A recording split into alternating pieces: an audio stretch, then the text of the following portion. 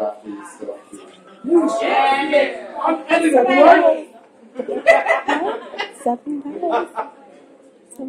This is a commissioned piece for a tap dance show I'm doing.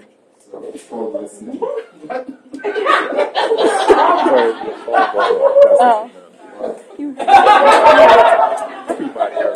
No. Anyway, the epigraph is from Savion Glover. And he says, I feel that it has not been presented as fun because my approach can be so internal. Before Buck and Wing or Soft Shoe, before Bill Robinson, and definitely before Fred Astaire, before Lindy Hop or any way to code, shuffle, ball, change, sambo, darky, before black dancing had to carry the weight of black face, there were drums. Before Europe made overboard mermaids of millions of Africans, before Flatfoot Buck and black faces on Broadway, there were drums. And drums talked, and drums spoke loud in three tones. Drums moaned when squeezed and whispered across villages. Stretch goatskin across wood and collaborate with their hands, and there are three living things colluding to birth alphabets. But when you're trying to make people work for free, you can't have undecipherable alphabets on the wind. You must know exactly what is fact at all times, and it's bad business to be always cutting off the feet of your workers, and well-worked feet moan. Well-worked feet whisper terrible things into the night. Well-worked feet invent alphabets under your very noses. Before the Irish became white and the lockstep, before white was sure what it wasn't, the Irish jigged, jumped, burned cork, and fiddled.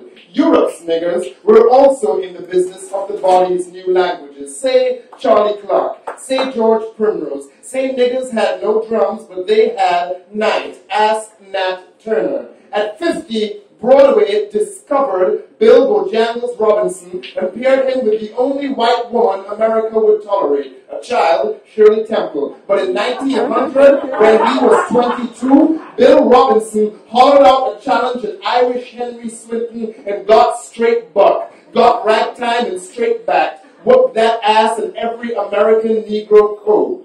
The Negro is lazy. The Negro is shuffling. The Negro is good for nothing but singing and dancing. See the Negro grin. See the Negro sample for Whitey. Whole new ways to move the Negro out of the alphabet he made himself. So if Savion looks extra mad to you,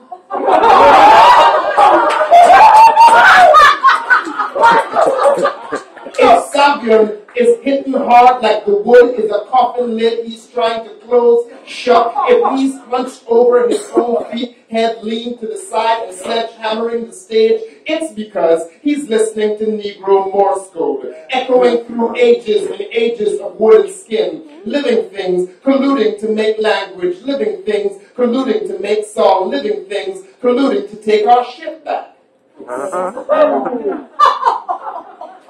Before Please Hammer Don't Hurt Him.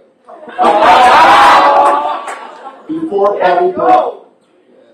Before Michael Billie Jean, a whole new generation into fascination with black hips and feet, there were the Nicholas brothers. There was West African Jew, minstrel, before black frat brothers stepped, and always a wave of white America reminding us of shame, even as new generations of their children flocked to dance schools to learn the basic steps, the beginning of a complex alphabet's history. Think Buddy Bradley creating routines for Ruby Keeler and Adele Astaire, but always simplifying the rhythms, always the bait and switch of modified code. Before Gregory Hines, there was William Henry Lane, and before him, Jim Lowe. Before Sammy Davis Jr., there was Buck and Bubbles. Before New Edition, the Cotton Club Boys. So if There are explosions out of his feet. It is because we are still at war. And the frown, the weight, the high hat of foot, the uprock and scramble as the hoofer leans almost into the floor are all him listening for the final instructions for insurrection. He's listening for Baby Lawrence. He's listening for Eddie Rector. He's listening for Ernest Brown. He's listening for Honey Coles. He's listening for Jimmy Slide. He's listening for Chuck Green. He's building maps of rebellion. He's revoking shame. He's making things right.